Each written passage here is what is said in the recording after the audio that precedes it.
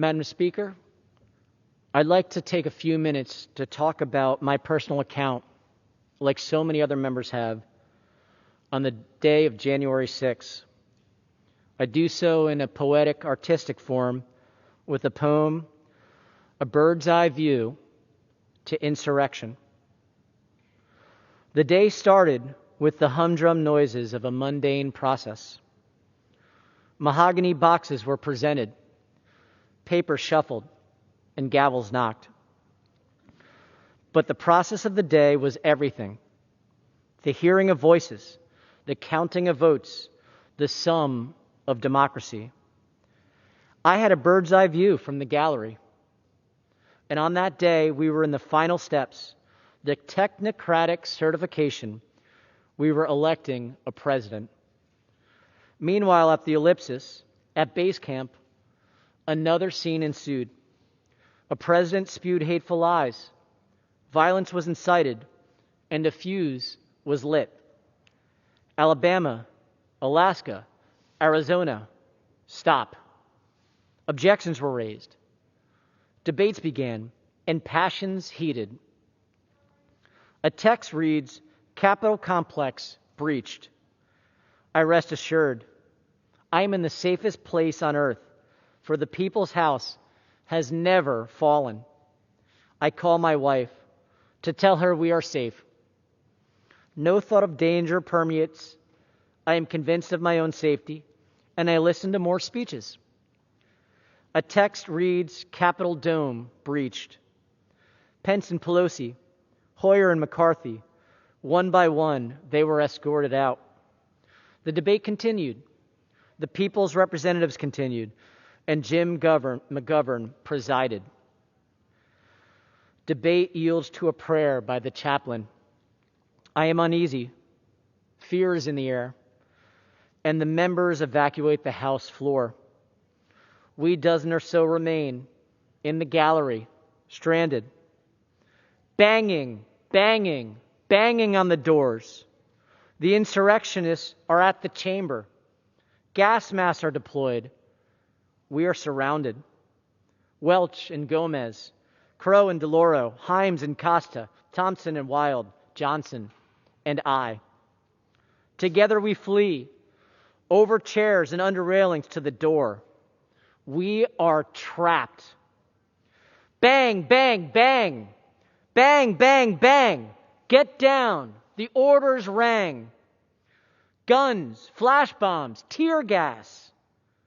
Which sounds these were, I do not know, as Capitol Police stood as sentinels to protect us. Get down again. So we did. I lie flat behind flimsy plastic seat coverings, no match for bullets, contemplating my mortality. I realized finally and truly in this moment, I could die. Army Rangers rise, we lawyers take cover, and old souls sit relaxed, waiting peacefully, perhaps for the inevitable. I am cerebral and imagining. I do not even hear the gunshot, mortally wounding a terrorist at the very door behind me, and the chamber finally defended with urgency. Meanwhile, the Senate chamber falls without a shot fired. Police bang the doors bang back. Who lurks on the outside? Confusion changes to clarity, and now there's one and only one way out. Up we go, out the door. Terrorists lay flat with guns drawn upon them as they look at us with killer's eyes. Democracy and I may die, but not today. Down, down, down the stairs we go. Cell phones light up, and the world sees proof of my life as I flee live on PBS. This is absurd, fantastical, yet nonetheless very much happening. Down into the tunnels we go. Flanked by guardians, we keep moving. Demings made it out too, and we rejoice. Up the stairs we go. We are in a room now. They describe it as safe, and we congregate in herds like cattle. I feel part relieved and uneasy. Instigators and innocent, masked and maskless, members and staff, we wait together. A community prayer ensues. I call my wife. I have made it. At least I am mostly sure. COVID-19 lurks as a silent killer in the room. Partisan cliques form, realizations begin, and awkward casualness attempts to take hold. Guilt, blame, excuses, and outrage begin to form. Because of course we told you so. Of course dangerous rhetoric turns to violence. As the seeds of despicable lies finally grow to insurrection, I start to contemplate. I am hungry, I am thirsty, and I am suspicious of certain colleagues.